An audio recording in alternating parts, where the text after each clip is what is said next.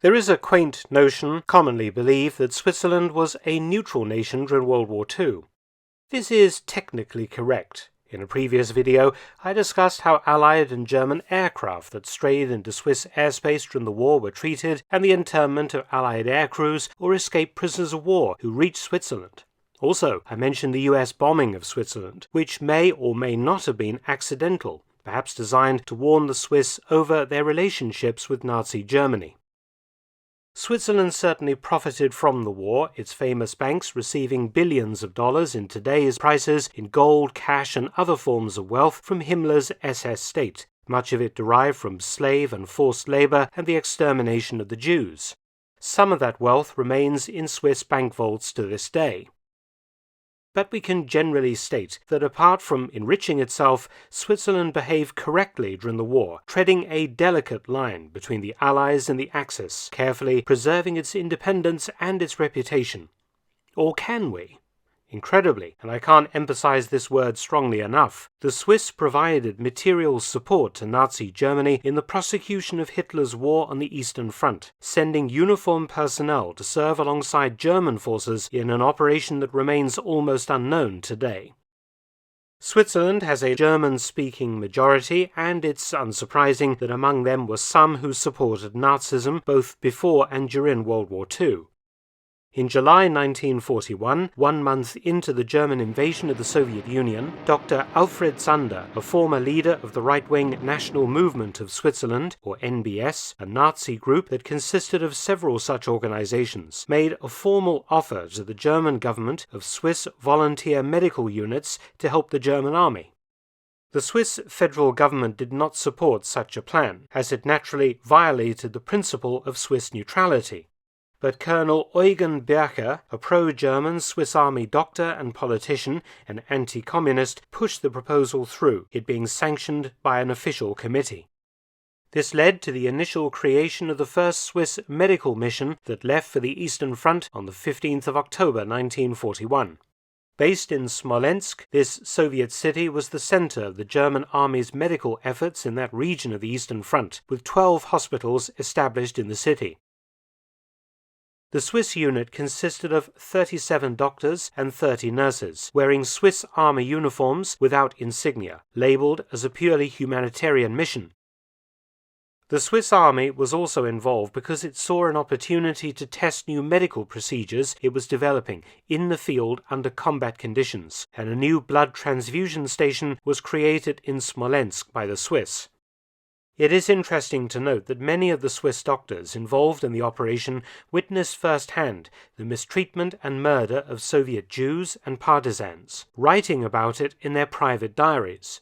Incredibly, once back in Switzerland, the newspapers were told by the government not to publish anything about such atrocities, which is interesting considering that Switzerland is the headquarters of the International Red Cross that was later deeply involved in relieving the suffering of all victims of Nazism. The Swiss government was apparently afraid that the Germans would be displeased by such stories and were aware of Hitler's invasion plan for Switzerland, which hung like the sword of Damocles over the small country for a huge part of the war.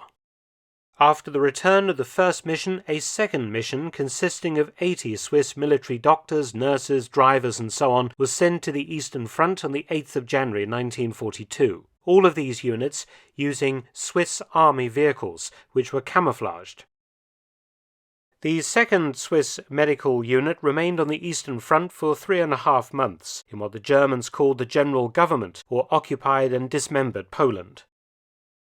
The third mission joined the German forces on the 18th of June 1942, serving for 3 months in Riga and other parts of the occupied Baltic states, while the fourth and final mission served through to the 9th of March 1943, based at Stalino and Kharkov, now Kharkiv in Ukraine.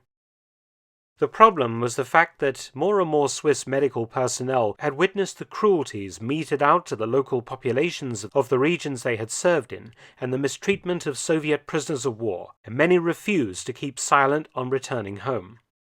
It was a public relations disaster for the Germans, who tried to threaten and bully the Swiss government into silencing the medics who spoke out, and though some of the medical leaders were threatened with legal and military consequences by their own government, the decision was taken to end the Swiss medical missions to the Eastern Front before the Germans got any angrier and the Allies more suspicious of Swiss neutrality.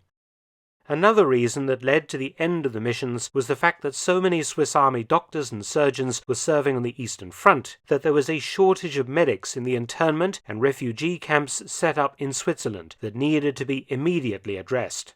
Certainly, what the Swiss medics witnessed of how Germany waged war killed a lot of the sympathy among the Nazis in Switzerland, and more widely amongst the Swiss population concerning Germany, and prevented Switzerland from continuing to flirt dangerously with Hitler and imperiling its neutral status.